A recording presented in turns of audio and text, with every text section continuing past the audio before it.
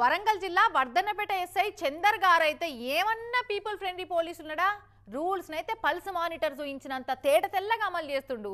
Public పన్నులను జీతంగా తీసుకుంటున్న దానికి పబ్లిక్ కు తిరిగి ఏమన్నా సేవలు చేస్తుండా? డిపార్ట్మెంట్లో ఈసొంటోళ్ళు నలుగురుంటే అయిపోయా. డిపార్ట్మెంట్ ఖ్యాతి కమాండ్ కంట్రోల్ సెంటర్ మీదున్న హెలిప్యాడ్ ఎక్కుతుంది కావచ్చు.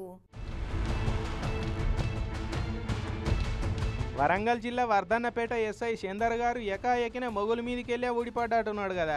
కాకి బట్టలకు వన్యదేస్తాందుకు సారు రాత్రి పగలు తేడా లేకుండా బాగానే పనిచేస్తున్నాడు.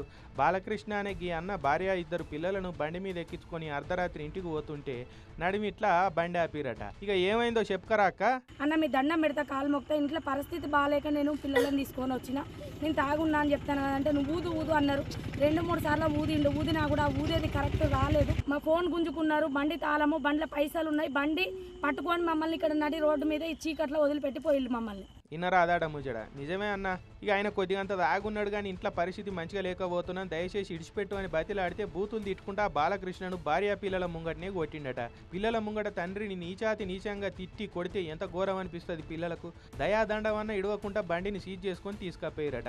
మరి తాగున్నాడు సరే బండిని తీసుకపోయారంటే రైటే, అర్ధరాత్రి పోతున్నాడు, భార్య పిల్లలు ఉన్నారు, వాళ్ళకి ఇంకేదన్నా బండి ఇచ్చి పంపాలని ఇంగితం ఉండాలి కదా. నడి రోడ్డు మీద ఊరవతల సింహ చీకట్ల పిలగాలను పట్టుకొని పోతున్న మహిళను అట్లనే ఇడిచిపెట్టిపోయిండు. ఈయనకు పోలీసు నౌకరు ఇచ్చింది ప్రజలను రక్షించువన, ప్రజలను ఇట్లా భక్షించువన.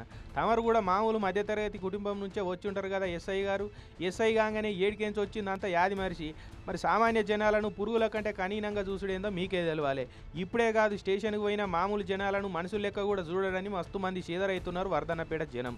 ఇంత కావరంతో డ్యూటీ చేస్తున్న ఎస్ఐ గారి సేవలను మెచ్చుకొని వరంగల్ పోలీస్ పెద్ద సార్లు ఏం సన్మాన సత్కారాలు చేస్తారో చూడాలి అని అంటున్నారు వర్ధన్నపేట జనం. 10 మంది వచ్చి ఎంత వాళ్ళ బండి వాళ్ళకి ఇచ్చేయండి, పిల్లలు ఉన్నారు, వాళ్ళ పిల్లలు ఏడుస్తారు, వాళ్ళ భార్య బతలాడుతుంది అని చెప్పినా కూడా వినకుండా మమ్మల్ని ఇక్కడ వదిలేసి మా ఫోన్ గుంజుకున్నారు, బండి తాళము, బండ్ల పైసలు ఉన్నాయి, బండి పట్టుకొని మమ్మల్ని ఇక్కడ నడి రోడ్డు మీద ఈ చీకట్లో వదిలిపెట్టి పోయింది మమ్మల్ని.